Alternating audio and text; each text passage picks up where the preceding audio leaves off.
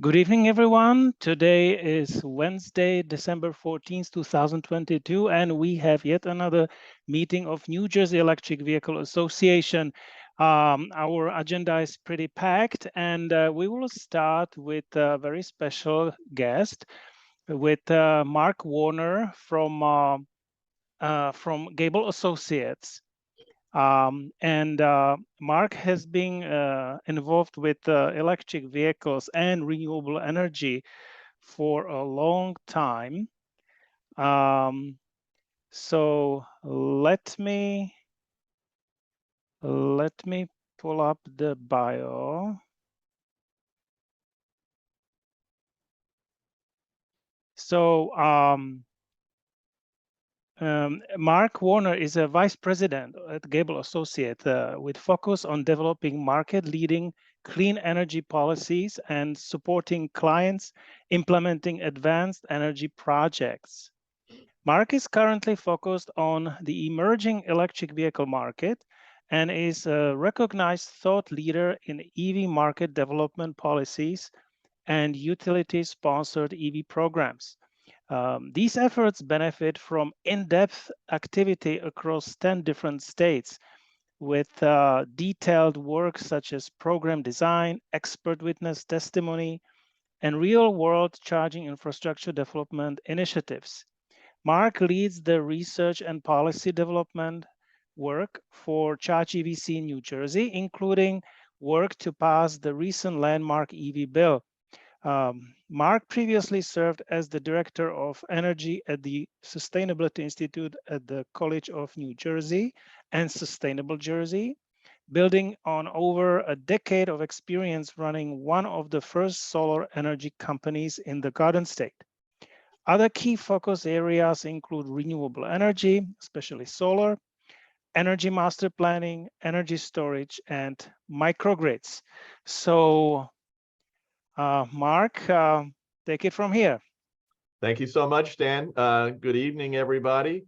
Let me go ahead and share my screen just to get started.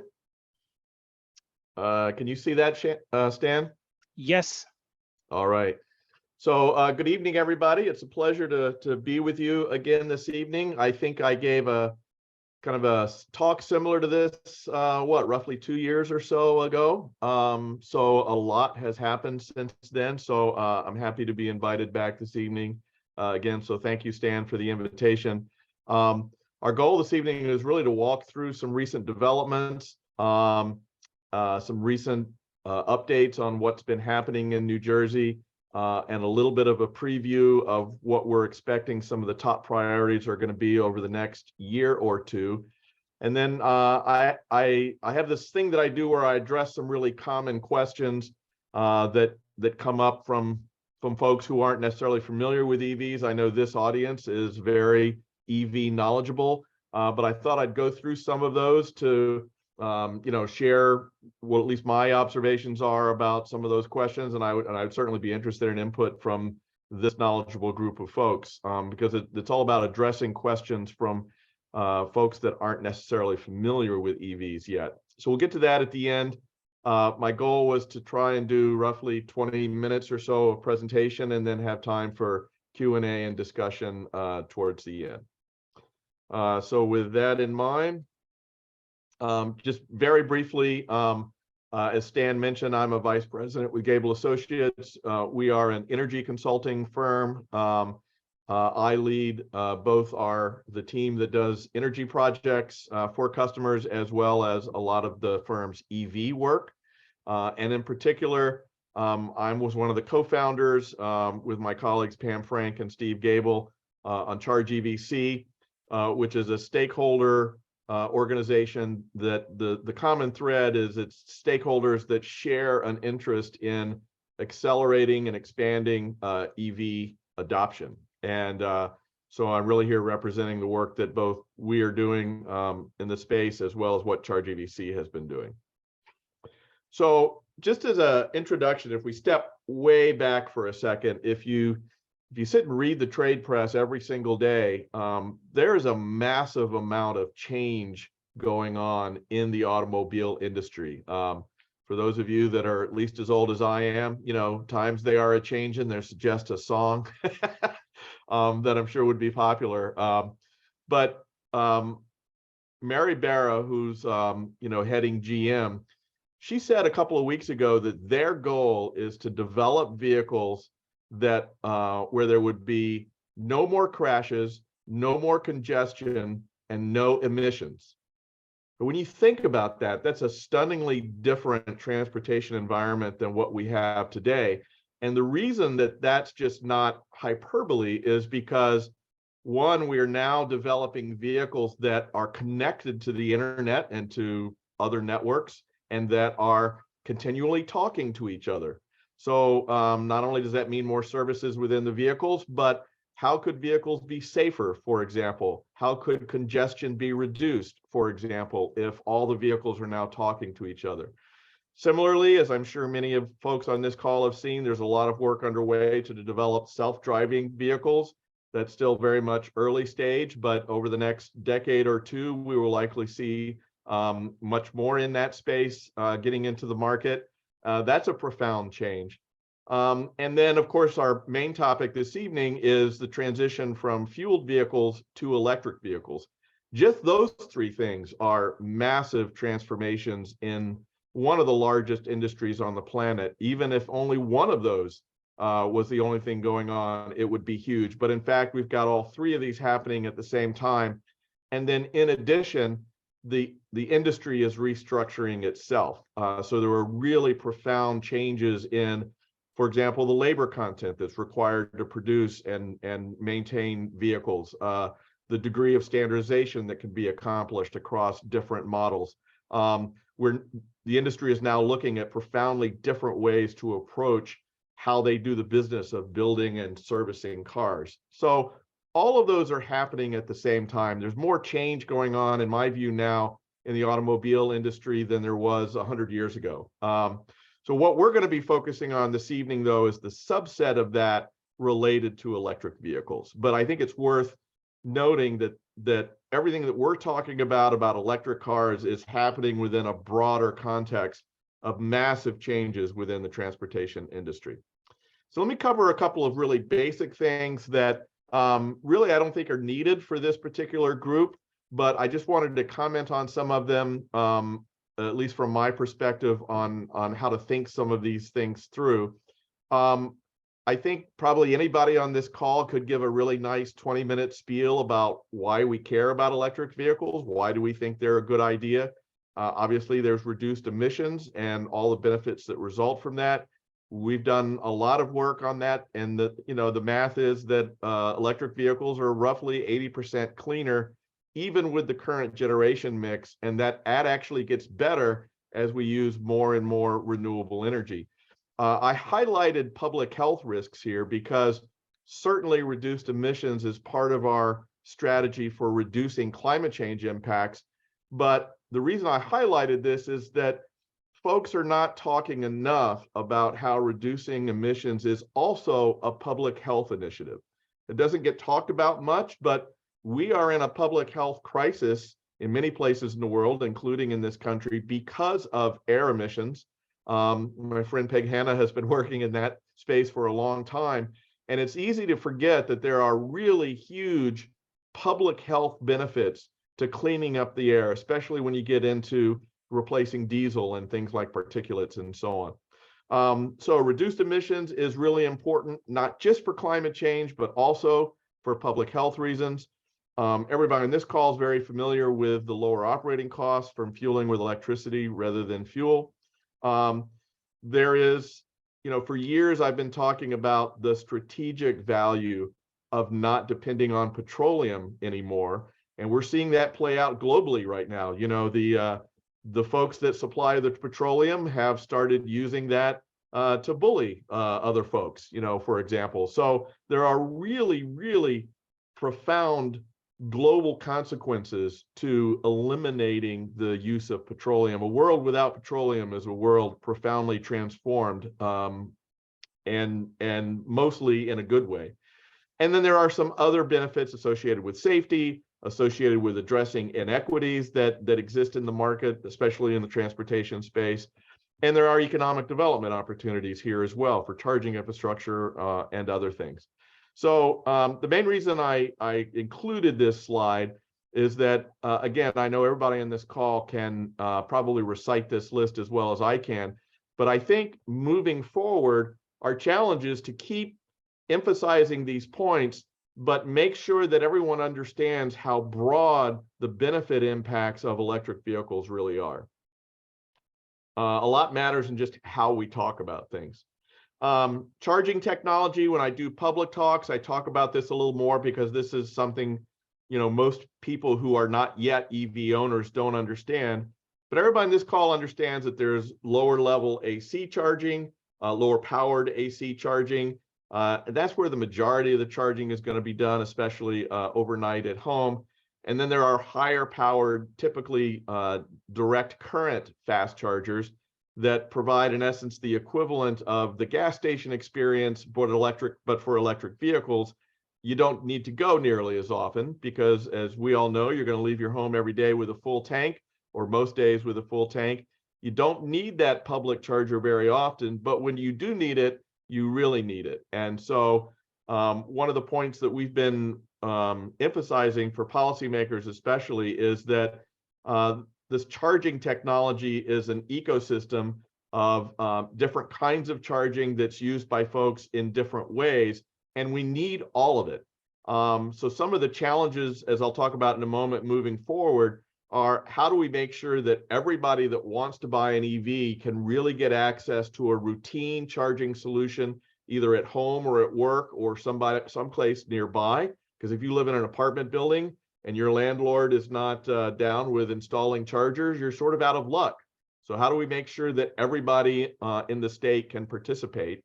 So giving routine access to those low-powered solutions, typically at home or at work, but then also building out enough of the fast public charging so that even folks that don't own an EV yet that are thinking about it, they can look around and see enough of these public fast charging locations to feel comfortable that they're not going to get stranded.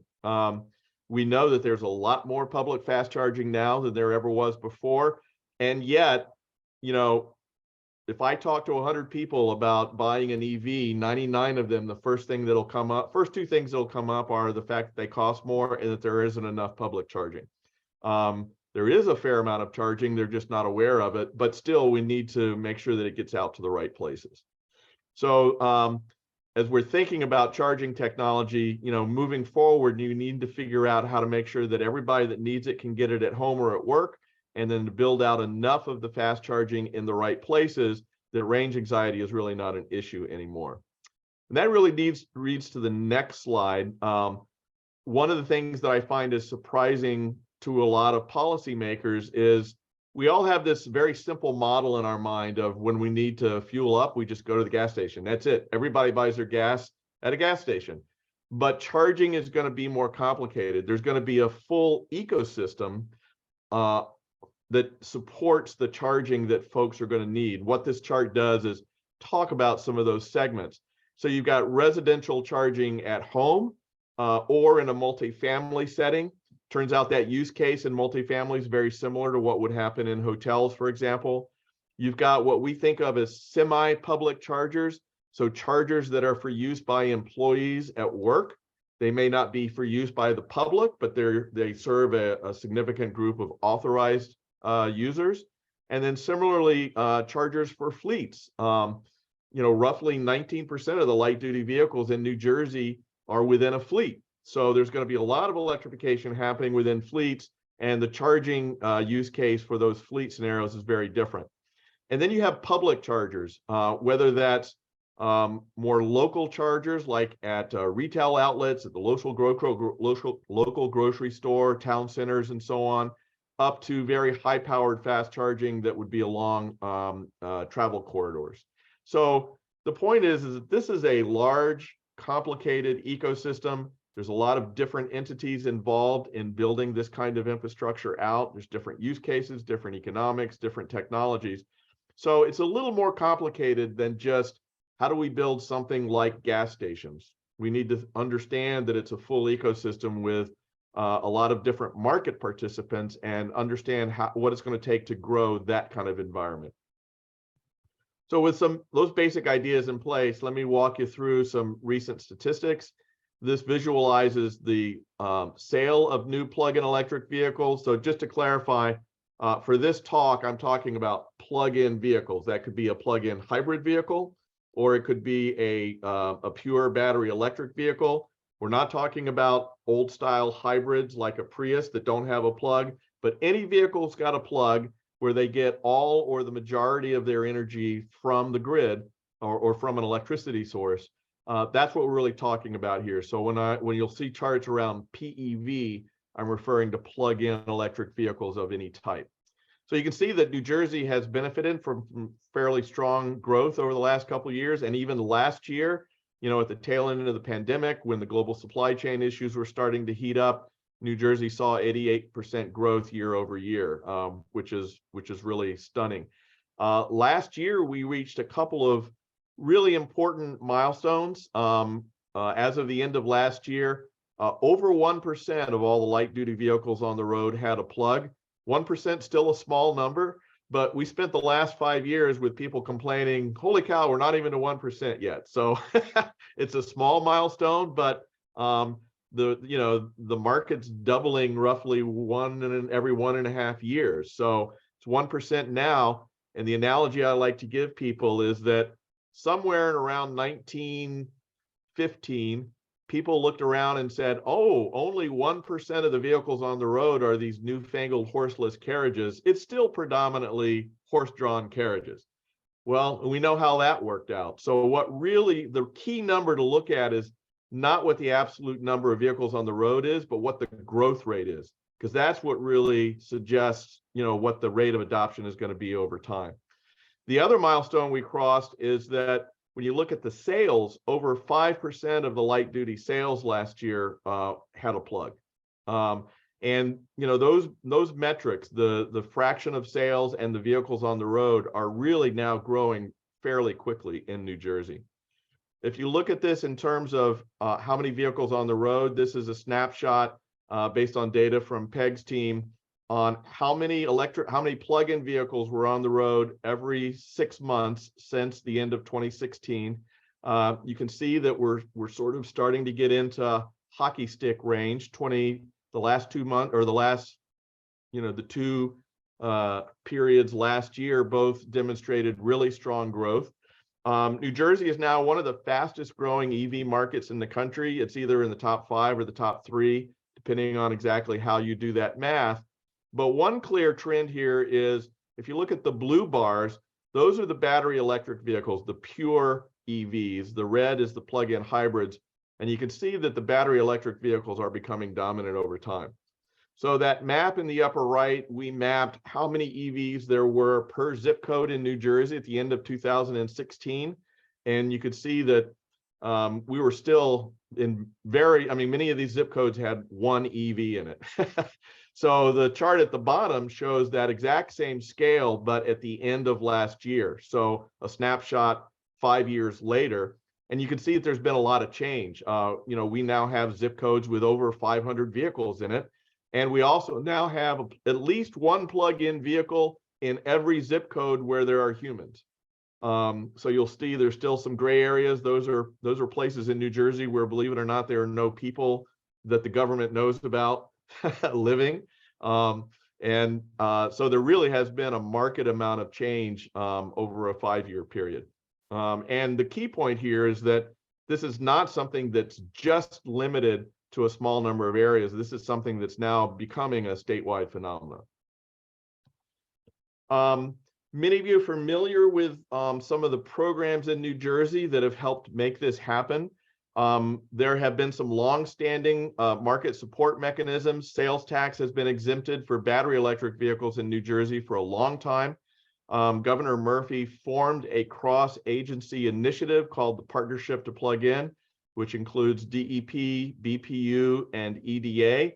And now recently, I think DOT is also part of that. Peg, tell me if I was wrong about that. And there's also been work underway to certify the automobile dealers in New Jersey so that they're ready, willing, and able to sell EVs.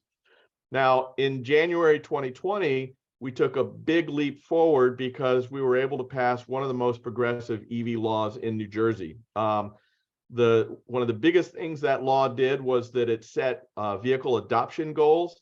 The goals in this state are 330,000 light-duty plug-in vehicles by the end of 2025, which is now only 3 years away, 2 million by 2035, and then 85% of sales by 2040. That's what's in the law. We are now seeing leading states, and Charge EVC is now recommending that we take that 85% of sales by 2040 and we shift that up to be consistent with what other market leaders are doing, which is 100% of sales by 2035. So that's not official policy in New Jersey yet, but that's kind of the center of gravity on what the leading states are doing. But the benefit we have here is that these are now goals enshrined in law. That law also created a $300 million rebate program to help address the affordability challenges with EVs. It also set goals for public fast charging. The goals in this law, and this is a key thing to emphasize, is this was not the total number of chargers that we need. This was intended to be the minimum critical mass of chargers that are needed to achieve a certain level of geographic density across the state, to try and help get over the range anxiety concerns that many customers still have. And the goals that were set in law were at least 200 standardized public DCFC, each of which would have at least 2 chargers. So again, that's a bare minimum. So we wanted to set a goal on what minimum levels of development would be. And the goal is to achieve that by 2025. I'll say more about that in a few minutes. And then there were other goals that were set for developing charging infrastructure in multifamily settings, for overnight establishments. There were goals established for the state fleet, and then also some very specific goals established for electrification of New Jersey transit. Since that law was passed, DEP has promulgated what we call ACT, the Advanced Clean Truck Rule, which is New Jersey opting into California's version of an advanced clean truck provision. And just as the EV law set goals for the light duty space, the Advanced Clean Truck Rule in New Jersey set some pretty aggressive goals for electrification in the medium and heavy duty segment. So New Jersey now has market leading goals that are across virtually all segments within the vehicle space, the on-road vehicle space. Meanwhile, there are significant funding streams from DEP and some of the other agencies now as well, both for chargers and in some cases chargers with vehicles. There's also programs from EDA, mostly focused on funding for vehicles. And there are also now fairly sophisticated utility incentive programs that will help pay for the make-ready cost associated with people building charging infrastructure. So the way to think about make-ready, that's a technical term, but think about everything that has to happen to get power to a charger that's in the middle of a parking lot. So think about if you want to put in some level 2 chargers at work, and you've now got to dig a trench, run conductors, you may have to put in a transformer and so on. All the costs associated with getting the power to the chargers turns out is a substantial part of the project cost. In fact, in many cases, those make-ready costs actually exceed the cost of the chargers themselves. So the utilities will now help fund development of charging infrastructure by offsetting the upfront cost of that charging infrastructure. So in New Jersey, we have a lot of tax things that have been done, organizational things that have been done, goal setting related to both vehicles and chargers, and then programs to then help implement or achieve the goals that have been established, primarily through funding programs around vehicles, chargers, and the make-ready infrastructure. All the things on this page make New Jersey one of the top states in the country. So let's talk a little bit. So I've just kind of summarized where are we in terms of all the vehicles on the road. Where are we in terms of like the goals and what's happening in a policy environment. Let me talk for a couple of minutes of, and this is just Mark Warner's view of the tea leaves. What do we think's coming next? What are the priorities for continuing to develop this market? In fact, Peg and I did a webinar a couple of weeks ago where we talked about the first 5 years of developing the market in New Jersey. We talked about that as sort of the startup phase. And I think we're at an inflection point now where we're starting to transition away from all the things you need to do just to get things started. And now we're starting to look at, hey, look, selling 50,000 EVs doesn't turn me on anymore. I want to know when we're going to get to selling 500,000 EVs every year. What does it take to really get to a large scale market? And it turns out that the things that you need to do to get things started are really different than the things that you need to do to get to scale, right? Scale is not just doing more of what you did in the early days. It's really, shifting up into a whole new way of doing things. So one of the things that's going to happen is we're going to see a ton more vehicles in a lot more segments. 5 years ago, if you wanted anything more than a sedan, you were out of luck, but now you have a lot of choices in sedans. There are now SUVs, there are now pickups. We're starting to see availability of things like shuttle buses and school buses and things like that. So that trend is continuing. Pretty much every major OEM, including some of the OEMs that were really dragging their feet and they didn't sort of want to commit to really significant electrification.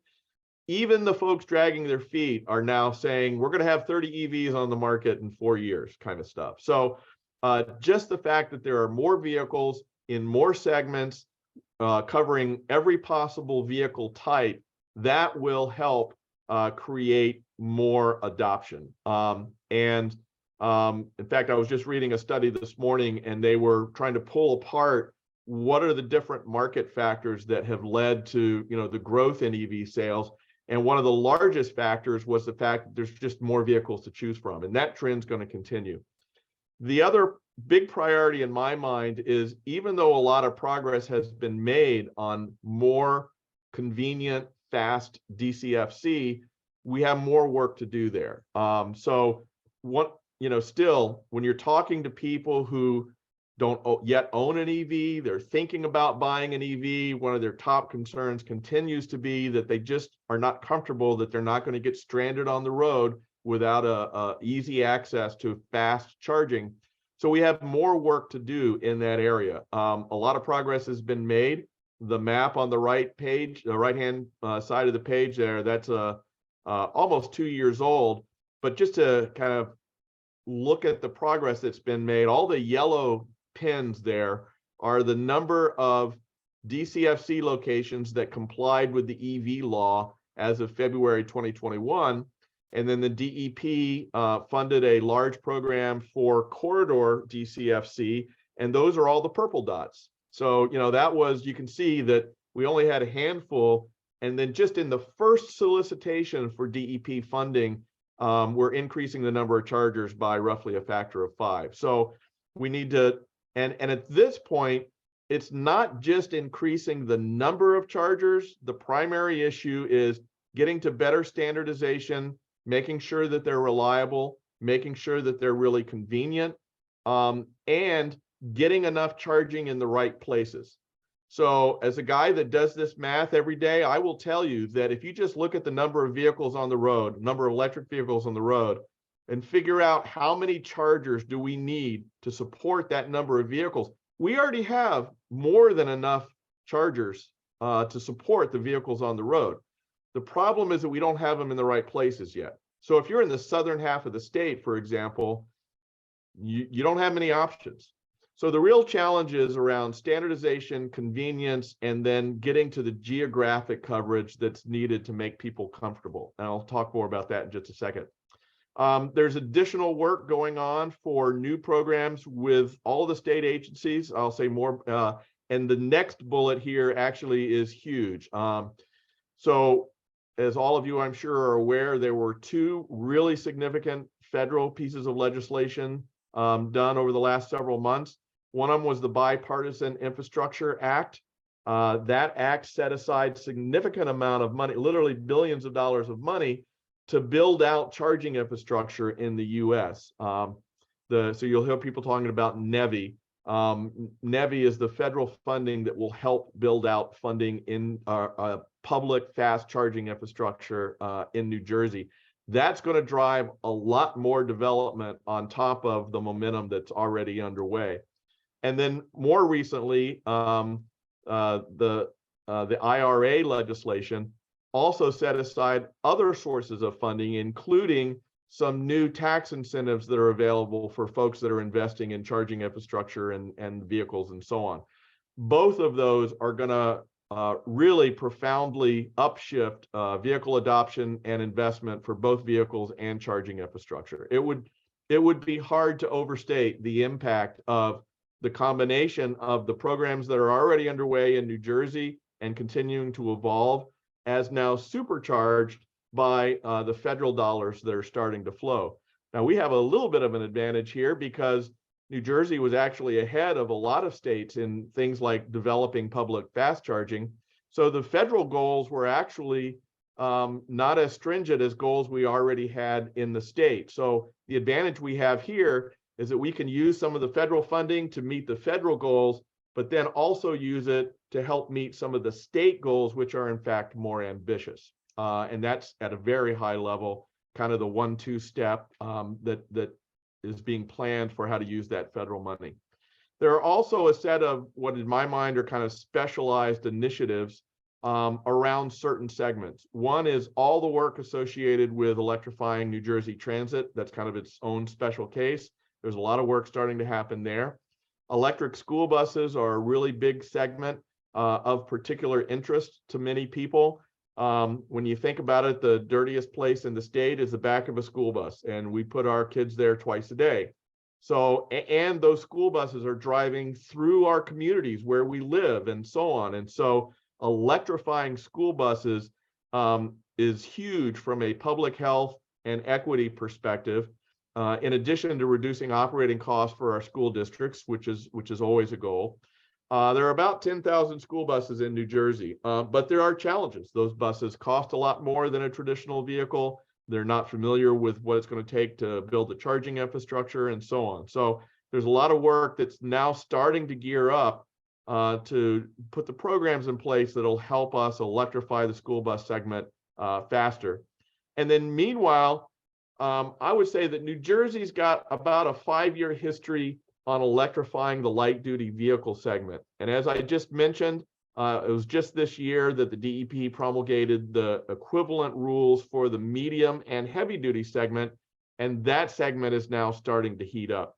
The thing about medium and heavy duty, most of those are fleet vehicles, and as you would expect, fleet vehicles are very, very sensitive to operating costs competitively. So if you're a delivery company and your competitor has half the fueling costs that you have, that's a big deal. So, you know, what we're seeing is that as the vehicles really become available, that fleet electrification has the potential to happen very, very quickly because A, you don't have to convince 6 million private vehicle owners. You've only got to convince the fleet operators, which is literally like 1,000 people, right? So you've got a small number of decision makers that have an inordinately large impact on that decision making in that segment. And it's very sensitive to cost efficiencies, which electrification could make possible. So we're at the very earliest stages of medium and heavy duty, but we think that that will move fairly quickly. And then meanwhile, there's still a lot more work that needs to be done, which you guys are helping with on just growing consumer awareness and interest. There's still a lot of misinformation and misunderstanding out there about the electric vehicles and the electric vehicle market that we just need to get folks more educated. So that's kind of my preview on like what I think is going to happen over the next couple of years, what the priorities are.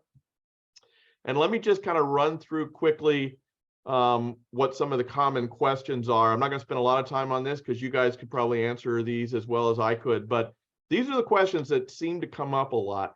What do PEVs cost? You guys know the answer to that. The one thing that I'll share is we didn't have good news on this over the last 2 years. EV costs have actually gone up.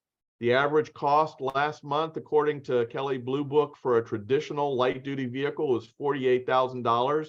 The average cost for an EV is now over $67,000. So a lot of that's because the OEMs are producing the higher level trims. A lot of that's because of the inflation and the supply chain constraints that are driving costs up across the board. Turns out that a lot of the wiring harnesses for the transportation industry are made in Ukraine, so obviously that's been disrupted. So the expectation is that as battery costs decline, that EV cost will decline as well. But we are currently in the middle of a blip where costs have actually gone up. People are always very interested in what it costs to install chargers at home. I won't talk about that here because you guys probably are familiar with that, but I just want to highlight that the sort of the anxiety and dealing with the unknowns of what is it going to take to put a charger into my home, that's a big deterrent for folks. I've talked to a lot of people that are like, I really want to buy an EV and I've even picked out the car that I want, but I can't figure out how to get a charger installed at home. And that's a barrier for a lot of folks. EV range, folks on this call realize that range is really not an issue for most consumers anymore. Range anxiety is really more about access to public fast charging. And as I just discussed, that's where we can still make more progress.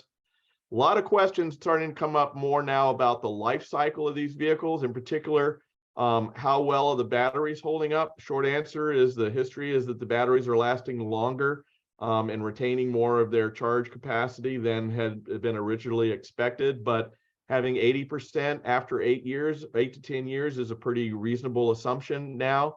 The bigger question is what's going to happen with these batteries over the life cycle? Are they going to get recycled? Are we going to end up with batteries in landfills and so on? So that's an area where more work needs to be done. I think we will see a lot of recycling of these batteries simply because the chemicals in those batteries are very valuable. So whenever that's the case, you see recycling or reuse kinds of scenarios emerge. This next section is kind of to be honest, where a lot of my professional work now is focused is how do we make sure that the grid will be able to power all these EVs?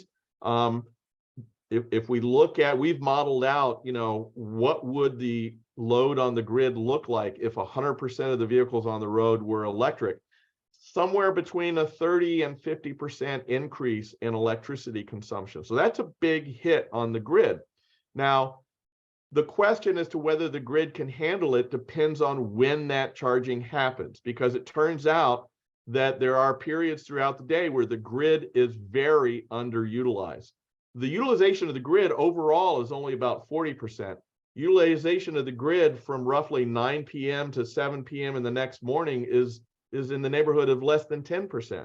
So there's a lot of unused capacity in the grid. And if the majority of that new charging related consumption is happening at the right time, then the grid would be able to handle it without a lot of impact. Now, so the question becomes, well, how do we make sure that charging happens in a grid-friendly way and without restricting the freedom and convenience that people need on when they charge their vehicles? And even if all those things I just said work out sort of in aggregate, you're still going to have a lot of cluster cases where if everybody in a given neighborhood, electrifies tomorrow, because what tends to happen is somebody buys an EV and then they go to the 4th of July barbecue. Everybody's standing around with a beer in hand, looking at the EV, and the next thing you know, there's 4 new EVs in that neighborhood, right? So you can, because of the way this word of mouth happens in this market, you can end up with clustering effects that create peak loading conditions. So a lot of my work now is working with utilities to prepare the grid for the emergence of vehicle charging and more heat pumps for that matter, while also making sure that we work with charger companies and end use organizations and so on. So how do we sort of meet in the middle?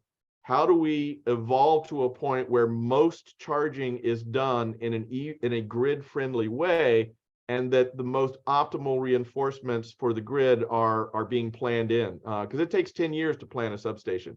So if we're going to overload a substation because of EV charging 10 years from now, we need to be planning that now. So that's sort of a new area of work that's really starting. But the bottom line is, as a guy that works on this every day, I have very high confidence that the grid's going to be able to handle it. The question is, how optimal are we going to be in making that transition? Then there are questions. I'm starting to see the emergence of safety issues. How dangerous are these lithium batteries? Can vehicles be stored in garages? Especially, for example, one of our clients, we're doing electrification work for the Port Authority of New York and New Jersey. The question has come up, well, can I put 50 buses, 50 battery-based buses in an inside charging facility, and then what happens if there's a fire? So there's a whole set of new safety issues that we need to work through.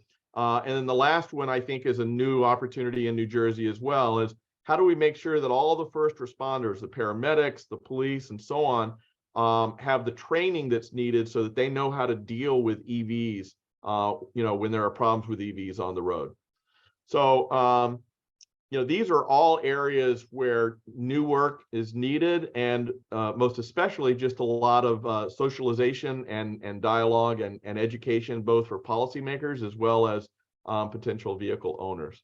So I thought it'd be worth running through that, since I'm sure many of you folks get a lot of these questions at the same time. So I'm just going to stop there, and I'll open it up for whatever questions, Stan, you say we still have time for. I just want to close with a quote from my favorite founding father. I go to a lot of meetings where people are going, holy cow, this EV thing is just massively transformative. Like, it's going to change everything. And how are we going to deal with all the complications that go along with making a market transition that's this big? And I love this quote from Ben Franklin that says, we're continually faced with great opportunities, brilliantly disguised as unsolvable problems. So this is an early market. A lot of these challenges really look to be overwhelming, but I think we're going to look back on it 20 years from now and realize that there were good solutions and we could implement those solutions, and electrification ended up being a really positive thing. So let me just stop there, and then Stan, I'm not sure what your schedule is, but I can stay on for whatever questions folks might have. Mark, thank you very much for the wonderful presentation. And I can tell you that I'm from Franklin. Okay, I completely am aligned with this statement, although it has a different meaning when I said that I'm from Franklin, Franklin Township. Any questions? Please feel free to unmute. Actually, I will take the liberty of first question. So you were showing us the numbers for electric vehicle adoptions for up to 2021 in New Jersey. Do you have any snapshot of what will the numbers be for 2022, since we are just in the last month? And I know that NJEVA, maybe Peck can pitch in, is releasing semi half year data, so maybe we have Yep. some data available until end of June, right? Yeah, so there were roughly 17,000 new electric vehicles, light duty electric vehicles registered in New Jersey as of the end of June, which is really a huge number, because it used to be that we were only selling 17,000 vehicles a year. Now we did that in 6 months. So that was a strong start. If we continue that pace, we'll do over 30,000 new vehicles. Actually, let me back up here. We'll do over 30,000 new vehicles this year pretty easily, I suspect, which would put over 100,000 vehicles on the road. I don't have a lot of data on the second half of the year, specifically in New Jersey, but I know nationwide, the growth rate year over year through October nationwide is about 60%. And New Jersey has tended to be a little bit above the national averages. So even with the challenges, as many of you folks probably know, vehicles are really hard to get your hands on. Prices are up. There's just a lot of sort of barriers at the moment. That's right. But even so, EV growth has continued to remain fairly strong. So yeah. I'm thinking that this year will be at least as good as last year, if not better. Peg, did you have any thoughts on that? I just added in the chat that as of June 2022, we have almost 81,000 registered EVs, but we don't have data for year end yet. Okay. Thank you. I was just checking the Charge Up New Jersey rebate program, and it says that 52% funding has been allocated. and it has been hovering around 50% for about 2 months, which is quite unexpected. I was expecting, and lots of our members, that the funding, although it's twice as much versus last year, that it will run out by the end of November, maybe beginning of December, and we still have 48%. So let me. I'm glad you asked that question. Let me try and clear that up. So first of all, keep in mind that the high level statistic that you're seeing is for 2 years. It's not just the current year's program. So we that lost 52% you for a while. Is what they gave out last year plus what they're giving this year. Yeah. Now, and then last year, and this is what I think you were referring to, that money, that first $30 million or so went very, very quickly last year. The program fully subscribed in 10 weeks. So it opened up in July, and by the middle of September, they shut it down based on being fully oversubscribed. This year, the uptake has been much, much, much lower. So I actually just did that math last night. The program is running at 50%, 15% of the take rate last year.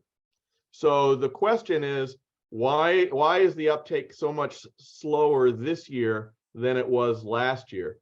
I think the answer to that question is because EV prices have gone up for multiple reasons. The program, you can only get a rebate if your MSRP or your vehicle price is below $55,000. And if if it's averaging $65,000 to $67,000, obviously many of these vehicles are over the cap price for the program.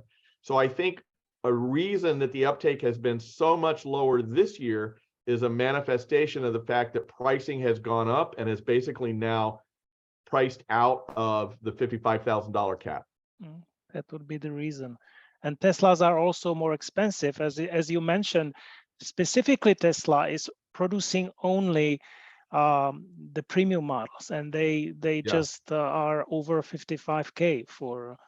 Yeah, and actually we see that with all the vendors, like the Kias and the Ioniqs and all of them, they have 3 or 4 trim levels in most cases, and they're making mostly, if not exclusively, the higher trim level. So prices in general have gone up, and they're only manufacturing, like if you only have so many batteries, and if you only have so many wiring harnesses, and you're an OEM, you're going to put them into your highest margin vehicle. That makes only odd observation that Chevy is making lots of quite cheap electric vehicles. They are still they are claiming that the Chevy Bolt is 25 or 26,000, which is just amazing. I cannot believe it. If I didn't have one, I would buy it. Yep. It's a great deal. So, the question is kind of how long are we going to stay in this kind of weird global economic configuration that we're in, and when can we expect prices to come back down? I don't think anybody has a good answer on that. If I knew the answer to that, I'd be playing the stock market. Well, a lot of unknowns on why the pricing has changed the way it has. I think Dunbar has a question too. Hi, Dunbar. Good to see you. Hey, good to see you. And I have to say how stoked I am to hear your presentation. This is so awesome to see the data and to have your insight on all these things. And so, I could probably ask questions for an hour, but I won't. You have my email address, Dunbar. I know, we'll get together, but I had a couple of things that I wanted to say first, and then ask questions specifically about bullet points you had. As you know, I've been kind of an ombudsman on the Rutgers campus for EV charging, and there are so many vehicles that want to plug in, and we're so far behind on even the level 2 charging, public kind of access. And so the good news on that front is, as a result of a major university level climate action plan process, then there is a segment of that that's on transportation, and so that includes everything from bus passes to scooters and bicycles, but also includes buses and electric vehicles. And so I was recently able to join that working group. And I'll try and invite you to give a presentation like this at some point in the future. I think we're moving too slowly, as you might expect, but it is what it is. That it's a positive step forward. So Yeah, and if I could, Brenda, just very quickly, and I have to follow up with you in more detail on this, but Rutgers hired Gable to do an electrification plan for them. So, and we started it just a couple of months ago. So we're working with all the folks that you would probably guess to come up with a broad, comprehensive, because I think folks realize what you just said. There was sort of a realization that we're not going as fast as we need to. And also the realization that if we just start doing it hodgepodge and like everybody installs their own favorite charger, it's a mess. So they wanted to kind of step back a little bit and do some comprehensive campus-wide planning and figure out both what an optimal vehicle electrification schedule would be and what a campus-wide charging infrastructure strategy would be. So we're working with folks to develop that right now. That's the best news I've heard all month, and really, really, really, that's excellent. So, but now let me ask some specific bullet point questions. You mentioned at some point that there were state fleet goals that were enacted as law. 25 by 25 was one, I think, that I wrote down correctly. Mm-hmm. And so I think that would apply to state vehicles in the Rutgers fleet. So do you know what to make of that? Yeah, the 330,000 number is specifically a light duty vehicle number. So anything that's class 1 and 2A. So think of it as sort of like the vehicles that we would all own as individual people, including, lower weight pickups and things like that. So any vehicles that anybody buys and registers that are within the class 1 and 2A weight class would count towards the 330,000. And Peg's team is responsible for measuring the state's progress against that goal. So Peg want to correct me on this, but I think anybody that owns a light duty vehicle that's operating in the state would count towards the 330, whether that's Rutgers or anybody else. Okay, so when you mention state fleet, it's not that there's a fleet vehicle of state-owned vehicles, it's just the entire corpus of ownership in the state. Yeah, that's correct. So the 330 is the entire state, Okay. And then there were specific goals set for the state fleet itself. And I get one, I'll stop it with one more question, because I could keep asking. But for the DC fast chargers that are in place, and you pointed out to where some of the locations are, do we have good data or any kind of data on whether they're being used or how frequently or time of use and et cetera? So I'm doing work for utilities in multiple states, and I'm doing a lot of regulatory benefit cost analysis. And as part of that, we've collected literally millions of field, rows of data on charging behavior Events, okay. in multiple segments. So I don't think anybody has statewide access to a lot of what's happening in New Jersey yet, although there have been some conversations about trying to figure that out.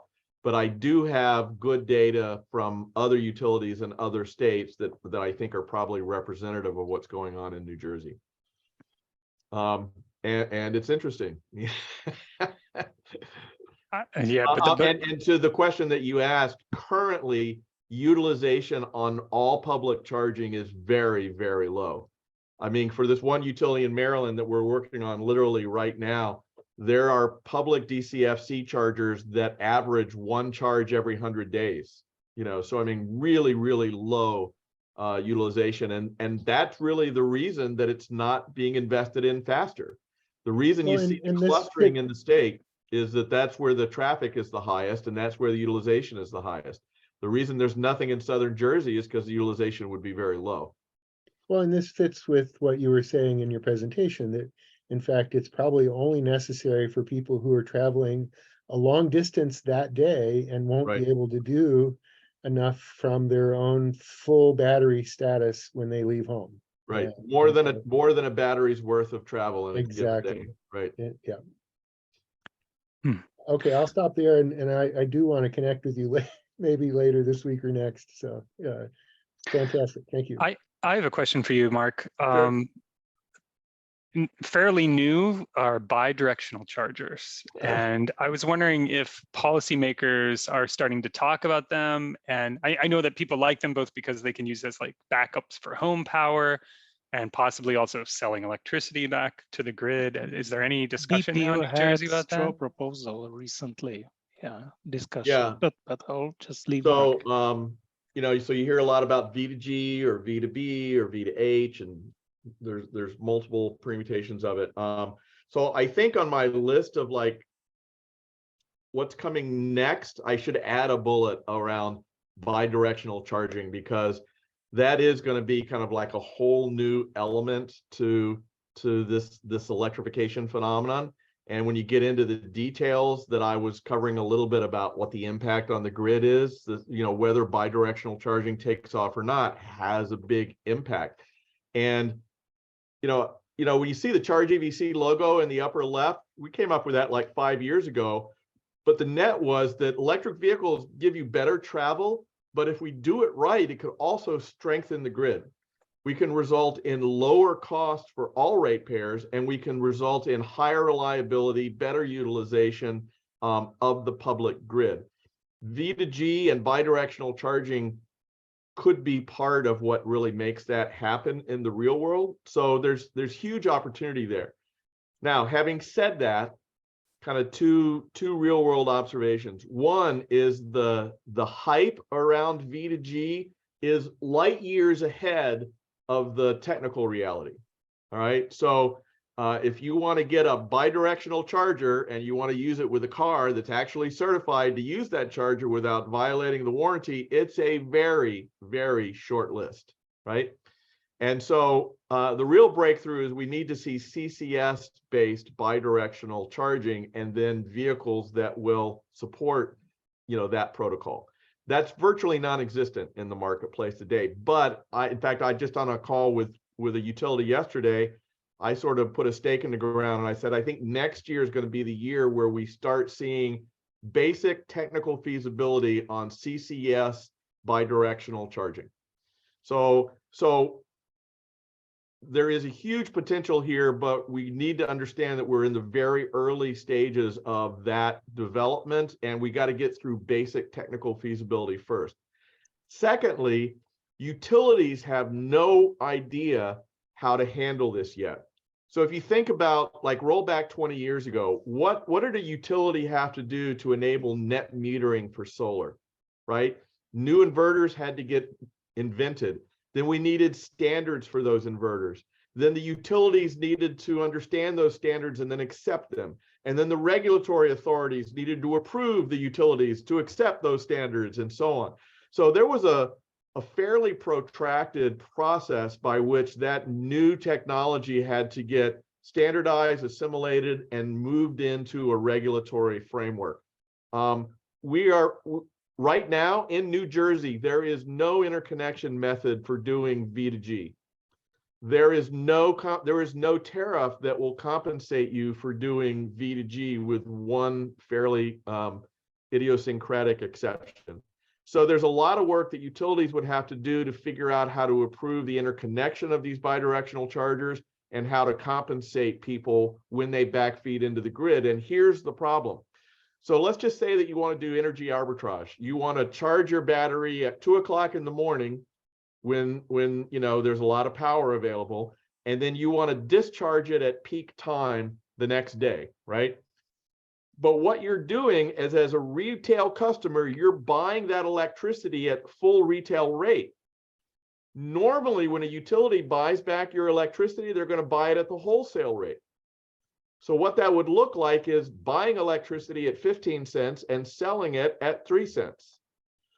Most people would quickly realize that that's not an economic proposition, right? So the regulatory question of how a utility can compensate customers that are engaging in things like V2G, it's a very, very complicated question, and we're at the earliest stages of that. So the bottom line is, I think bidirectional charging is going to be a thing. What I'm advising my utility clients now is that we should focus on the V2H scenario, the idea of using your truck to run your house when the grid is down, right? So using your EV as, in essence, a backup generator. The advantage of that is that we are starting to see products available on the market now. Like you can get the Ford Lightning solution, and they'll give you the bidirectional charger, and the vehicle is certified to use that charger, and you can now power your house today on a Lightning truck. If you're only doing backup and you're disconnected from the grid and you're not exporting to the grid, there are no utility issues to deal with, right? So we can implement EV-based backup, whether that's backup for resiliency purposes or using EVs to reduce peak load, to reduce your utility costs. Both of those scenarios where the vehicle is exporting to the building, but you're not exporting to the grid, that's like a half step from where we are now to full-blown grid interactive capability. And that half step has the advantage of there's product available today and nobody has to do any hard regulatory work. So I'm telling folks, let's focus on V2H or V2B or V2L, whatever the scenario might be.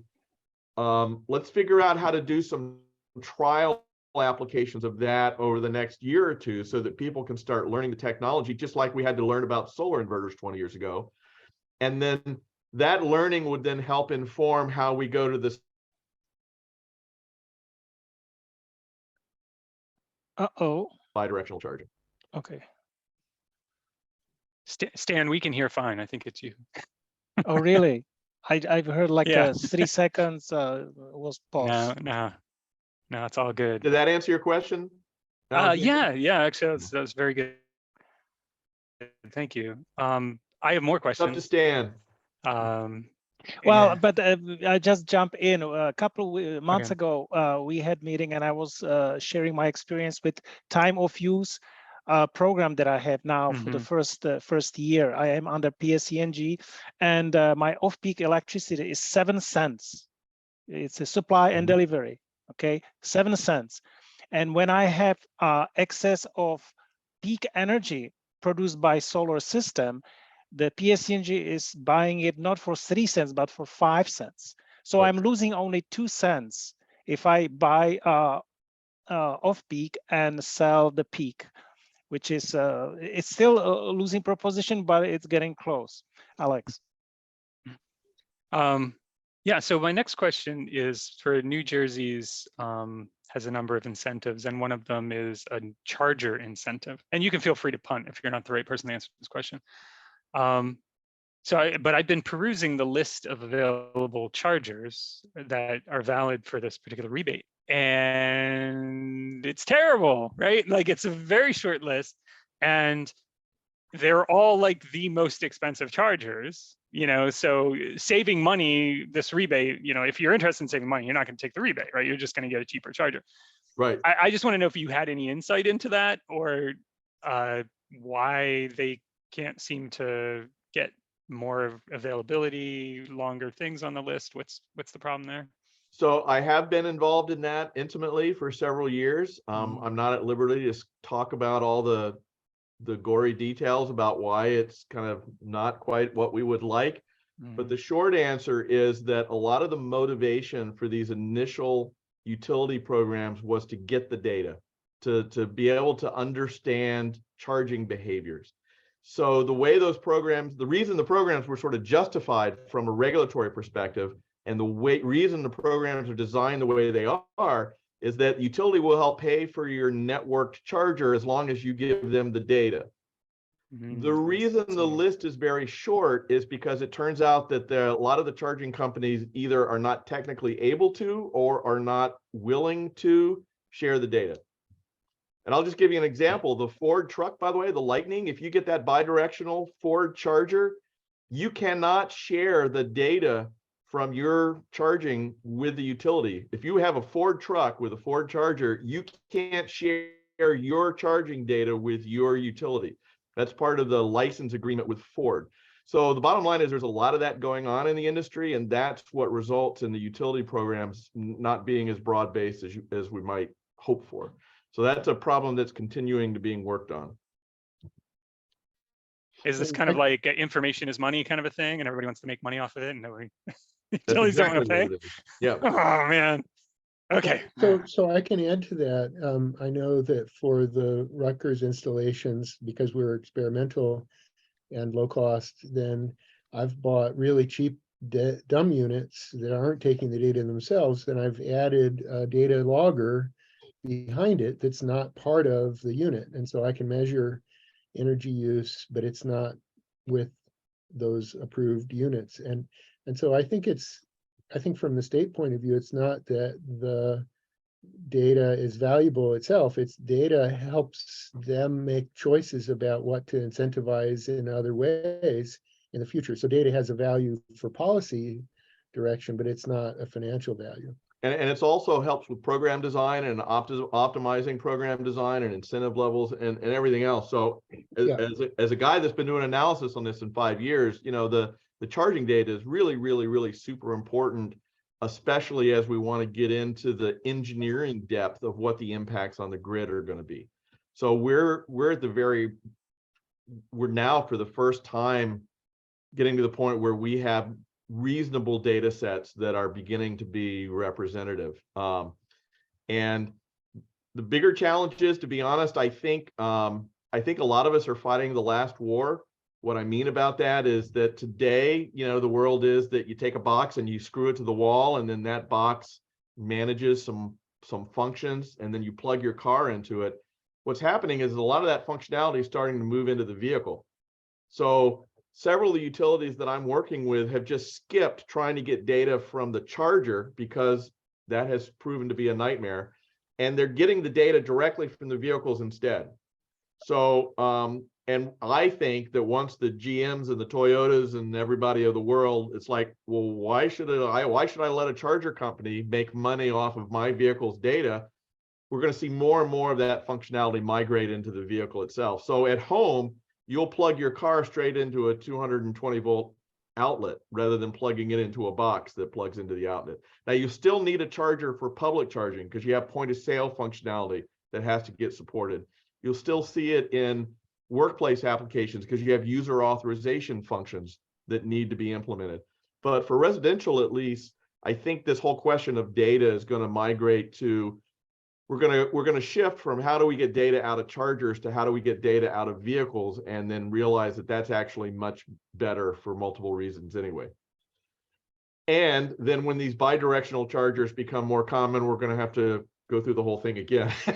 So we got two different trends going on. We have charger functionality migrating into the vehicles, but then if you really want to have bidirectional chargers, that bidirectional charger needs to include an inverter, you know, so that becomes the new reason that you now need a box on the wall. So there's multiple moving parts here, but it's a fluid environment in my view.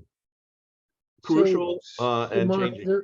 there was an interesting study that Con Ed was doing about incentivizing EV users to plug in off peak, and they were putting the data logger into the test portal, whatever it is, and then measuring the GPS and verifying that at the time of plug-in and the location of plug-in were within the utility zone. Mm-hmm. And did that study get completed? That was probably pre-COVID even.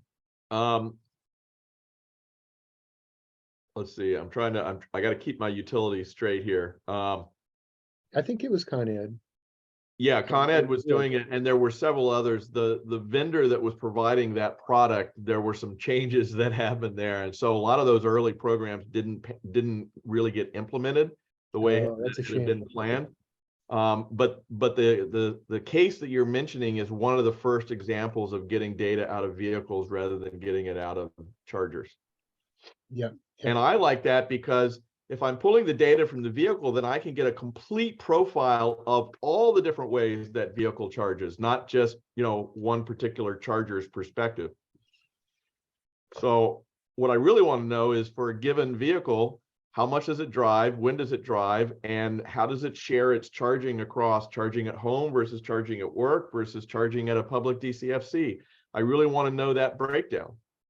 And that's one of the advantages you get from trying to get data out of vehicles. That's true. Other questions? Peg, I did a lot of talking here. Is there anything that I either completely missed or messed up? Not really. That you'd like to add to? Ira, you typed some question. You can unmute yourself and speak up. Hey everybody. I was just wondering, that program you were just talking about, you couldn't think of the name. Is that Smart Charge? Like, I know New York has Smart Charge New York, and that's actually, I think it's being funded or managed by a Canadian company. Smart Charge New York. I know they're revamping that program actually for 2023. Right. But they do get the data directly from the car. As a matter of fact, it used to be you used to have a little device plugged in. Right. Now they don't even, now like with certain cars like Tesla, you don't even need a device plugged in. It just pulls the data. It's great. Right. Yep. That's exactly right. And actually, one of my clients is another utility in New York, and they're actually moving to just stopping collecting data from chargers entirely because of some of the things that we were just talking about. Data from chargers is a nightmare. There's probably a better way to do it. Let's figure that out. So this is super, super important and also extremely fluid for some very complicated reasons.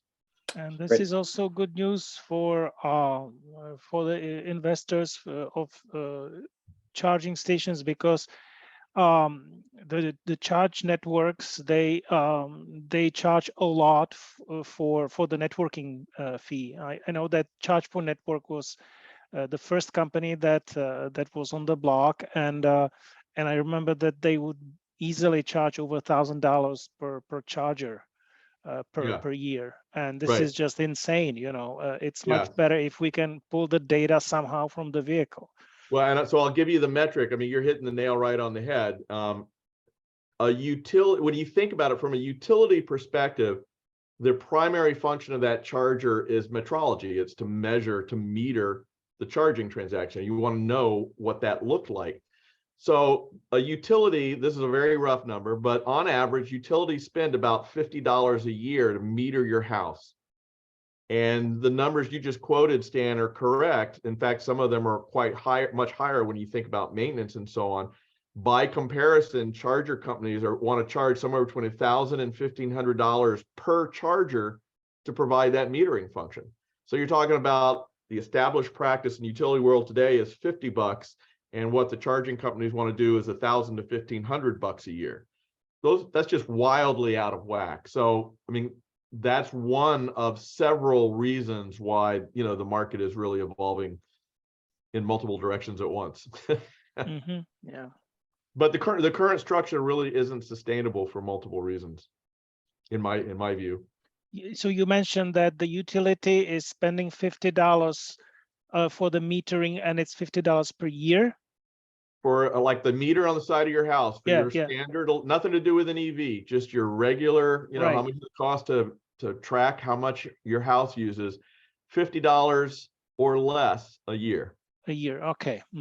And EVs are now roughly a factor of 20 to 30 higher than that. Yeah. I have now advanced meter, and I can remotely access the data hour to hour consumption. So it's very interesting. That's actually, now those AMI meters are a little more expensive. The $50 benchmark was for like an old style meter. Yeah. Other questions? Does anybody want to touch on Aptera and well, how things could this change is if there are a bunch of cars that are charging themselves in the sun instead of, does that affect the equation? Are people taking that into account? It does affect the equation ultimately. We'll just have to see how much that kind of solution really takes off. So I can speak to that in some ways because I've been on the solar side, and I do a lot of solar work. The footprint on your car, the canopy area, is really not large enough to really power everything you need in all season, winters especially. And so it's better to have concentrated parking canopy that's in and that allows you to plug in and charge. So I feel like the Aptera is an interesting curiosity, but I don't want one. I You sound agree like with you're I agree with the curiosity characterization. It's an interesting thing. We'll see how much of it actually gets done. okay.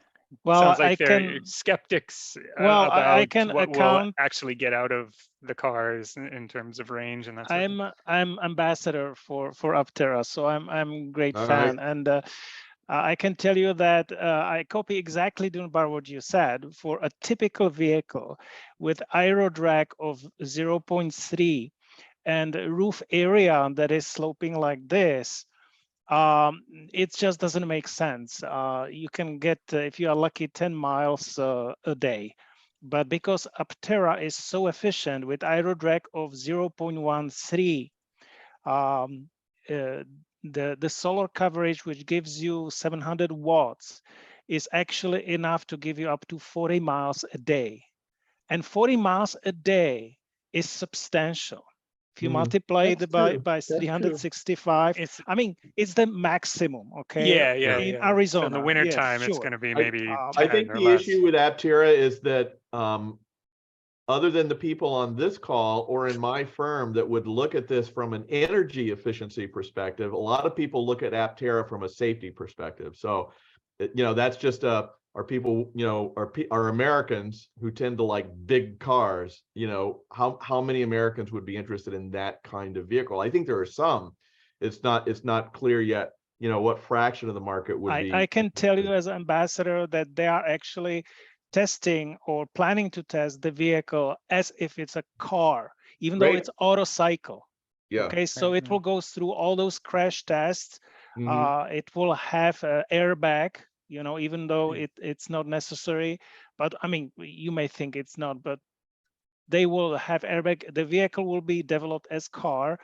And speaking of the perception of safety, well, yes, the American public thinks the bigger the better, the heavier the better, but it's better for the person who drives in the car. But for everyone else, that vehicle is less safe. So there should be a government incentive for vehicles that are smaller I'm coming weight. from Europe, and I tell you that the requirements of vehicle safety in Europe are such that it has to be safe for everyone, both the passengers of the people in the car and for those who are not in the car. So we need to adopt this mentality. I'm not saying that Europe has only good ideas. Obviously, being dependent on Russian energy is blatantly wrong. Right. As is now becoming obvious. Yeah. But really, if we are a little bit more mindful about others, then it's actually much safer to drive smaller and lighter vehicles. But I mean, explain it to them, and then explain it. Ask dealers that they will not misinform their customers, because dealers only want to sell bigger cars that need more service and that break out faster.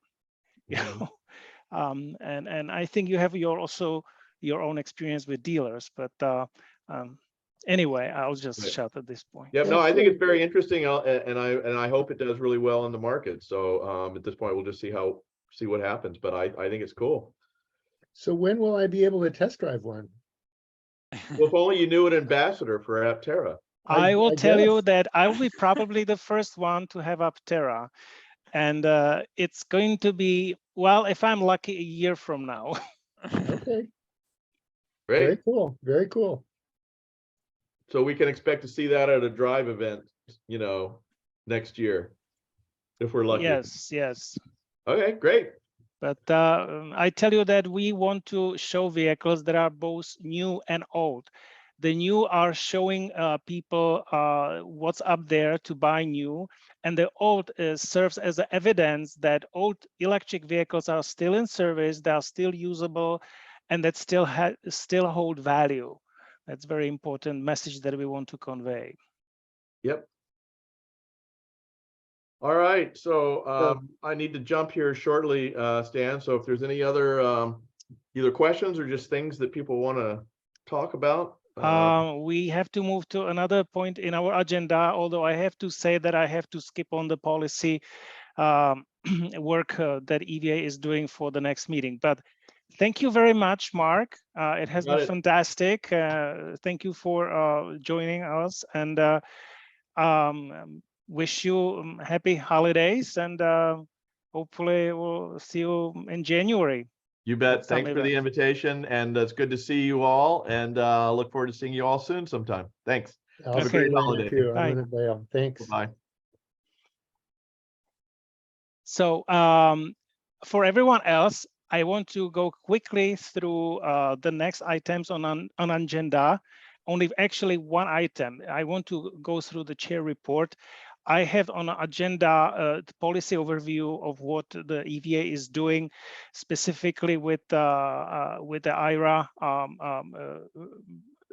regulation. Let me share with you a slide that came up from leadership meeting. I'll share the whole screen. Yes, Alex? Not to be confused with IRA, it's the IRA. IRA. Well, I tend to call it, like, I know it's confusing, particularly when we have IRA on call. So. Or the Irish Republican Army, or the individual retirement account. It's just so confusing. So Inflation Reduction Act.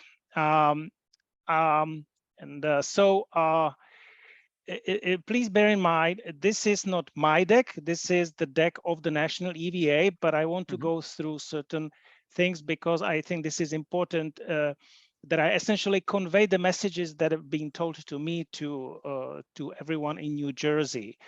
We have been told that there will be custom chapter EVA materials, Electrify America funding, and each chapter will be able to select from a variety of EVA branded event support materials. So this is coming up,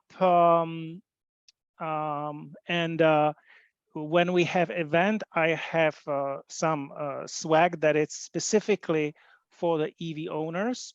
I have already pins, I have window stickers, and I have lanyards. If you bring your name tag, you can attach it to a lanyard. The lanyard says Electric Vehicle Association. And obviously there is more coming up. As you see on the screen, we have a logo, so that doesn't apply. Now, membership drive. Okay, so the membership fee is now a little bit higher, but what is important, that $10 goes to the chapter. So if you join or renew your membership, so now $10 is associated to our chapter, and we can do stuff with it. There was a contest, which chapter adds most members. I'll discuss it on the next slide. And there are various goals. And most importantly, the best perk is that each chapter will receive 2 Aptera reservations that are valuable of $100. And they gave each chapter kind of free hand deciding how the chapter wants to distribute it. So I am going to announce that these 2 lucky people, once fanfare, are Sarah Heller from Raritan Valley Community College and Steve Treitel. I think Steve is on the call. Are you still on the? No, he's no longer on the call. So we have how And many? these were names that were randomly. This was randomly selected. They correctly, were from- randomly yes. selected. Those who are on the call now know that I chose to actually people to opt in because I didn't want to select someone and then Mhm. someone will tell me I'm not really interested. Right. So what happened that this was actually vote on how many people are interested in Aptera who do not have the reservation yet. Mhm. Okay, I don't know how many New Jersey EVA members do have reservation. Of course, I'm one of them, and I don't want to know how many, only because only 3 people responded that they're interested. So we selected 2 out of 3. As for the award levels, there are tiers, and if you remember, a couple of years ago, there was another membership drive. We were much more successful. Also, the awards were much more valuable because there were flags included. Now, there is a flag, but it's only an award for the 2 categories here. So only 2 flags for the whole membership drive. Unfortunately, we didn't make it even for the first year. We got only 3 new members. So,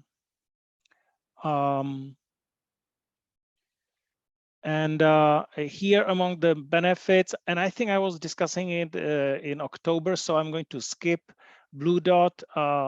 It's a charge network discount, Neo charge, $125 off.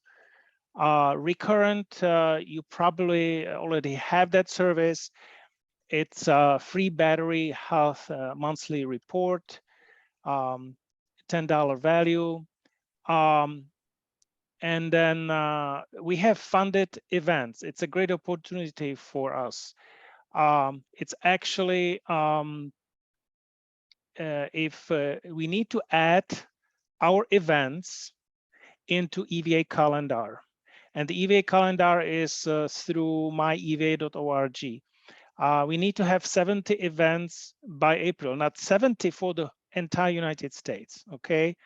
Not just for New Jersey. So, and I'm pretty confident that we are going to disproportionately contribute more than others. I had already uploaded 2 events that were that are eligible, because even before, so these are events starting from September 1st, and they were until we have the next campaign in April. We had event in Neptune, we had event in Hillsborough, so both were uploaded. This is the JOT form. So make a note.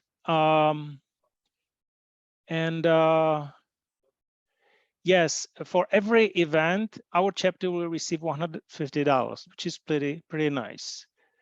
And if there is a ride and drive, then there is actually a budget we can request through this form.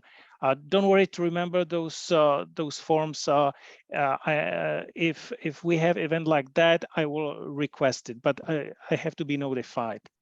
Now, is this, I just want to make sure now, it said, if your chapter reports an event, we will credit your chapter with $150. That's just an initial $150. It's not every event. They're going to give you $150 for every single event. It has to be public event, yes, where we show electric vehicles. So for every public event that we report, they will give us $150. Yes. So then we now have a budget of $150 for every public EV event, right? Yes, we do. That's cool. That's cool, yeah. That's good to know. That's very relevant. Yeah. And I And this- plan to get some New Jersey EVA swag related, with our logo. Who had a question, Andy? Yeah, so question on that event thingy that you just mentioned, right? Mm-hmm. So there were 5 different Drive Electric Week events, of which EVA participated in all of them. So why did we only register 2 of them? I told you to. So if we are not the primary organizers, we cannot. So if this is NDU and it's organized by Princeton, we are not the primary applicant. If this is Westfield, we are not the primary applicant, because each of these, they actually applied for a grant, which was NDU grant, right? And for your event in West Windsor, I think you did not apply for any grant, right? Correct. So that event could be listed. I think I sent you email about it. You can now go take the a link. I think I sent you that link about a month or 2 months ago. Maybe you were busy, and you can complete the link, the form under the link. These questions are very similar to the report for NDU, so it's essentially double dipping. But really, we didn't get money for this, right? And our organization was the primary organizers because you were organizing it, right? Yep. Okay. So we can get the money for it. So I think then it should be our policy, like if you're planning an event, keep the receipts. If you want to pay for Facebook advertising, keep the receipts. And Absolutely. once we get our $150 from, we'll pay you back. Right? We already have some credit in our bank. I don't know exactly how much, but we do have 150 at least. Okay. At this point, yeah.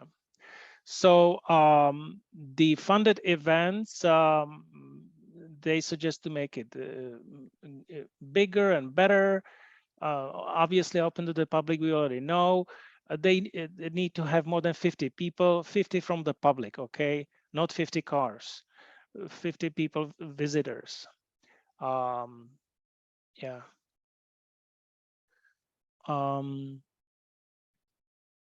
These are just some suggestions. This picture is from Fully Charged.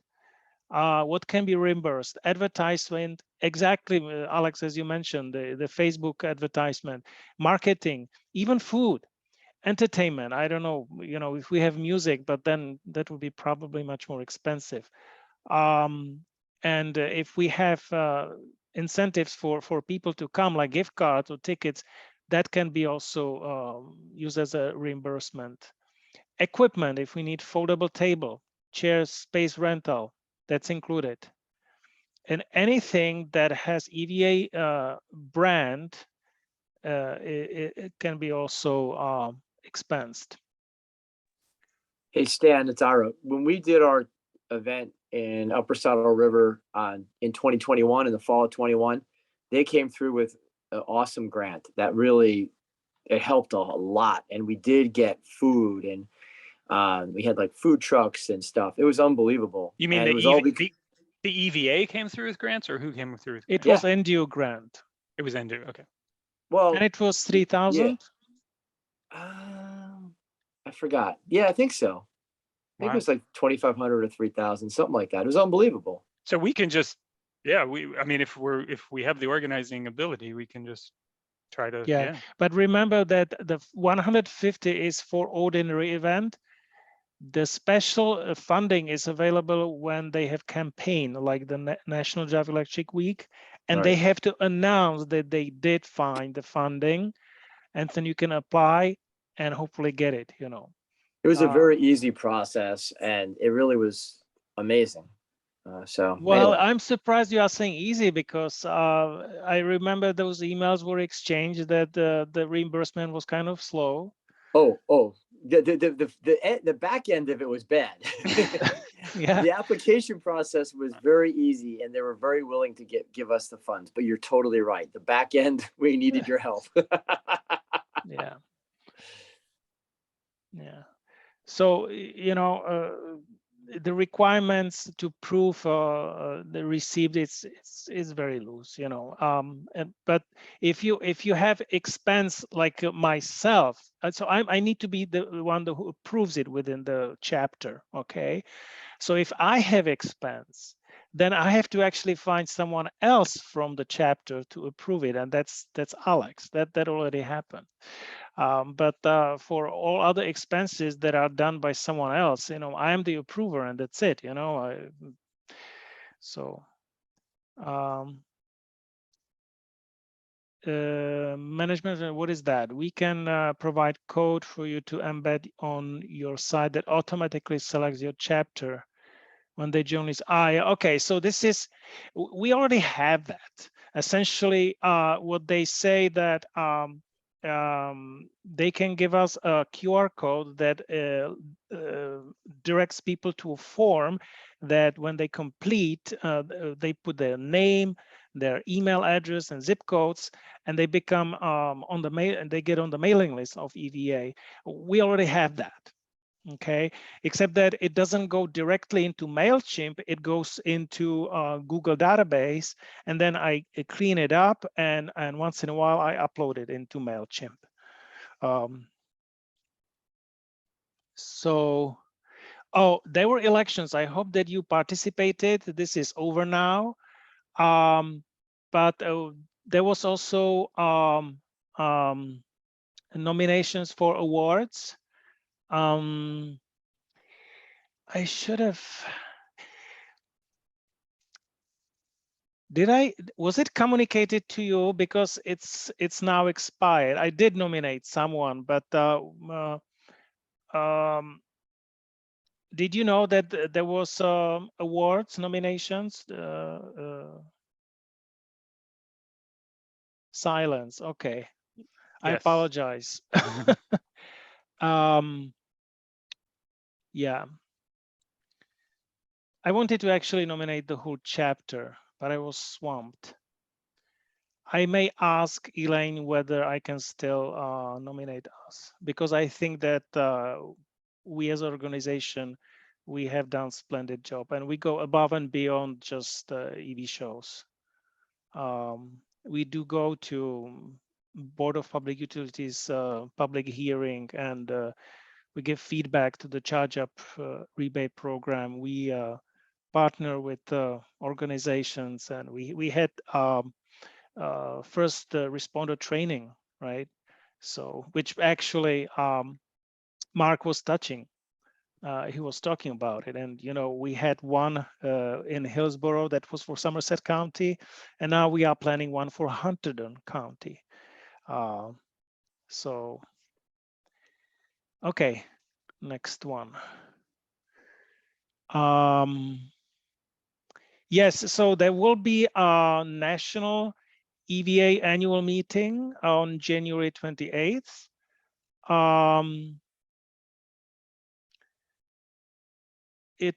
It will be held at the Aptera headquarters on Saturday. Okay, January 28th. Keynote speaker, tour of Aptera. Oh, I wish I were there, you know. But I'm not gonna travel. But it will be available in a hybrid format. Okay. So, and here are email addresses for questions. Mm-hmm. They also established office hours. The office hours are every Friday between 1 and 2 p.m. of our local time. I noticed that you added that to our calendar. Yes, it's in our calendar. Okay. Thank you for reminding. I try to populate our calendar as much as possible. I also noticed a very interesting marketing research marketplace company, ID Tech X, and lately they had lots of very interesting webinars, including lithium-ion battery technology predictions, thermal battery management overviews, fire safety, lots of very interesting stuff, and prediction of the market, EV market, which countries are mostly for EV material, for battery materials, for battery assembly, and all this stuff that is really related to IRA.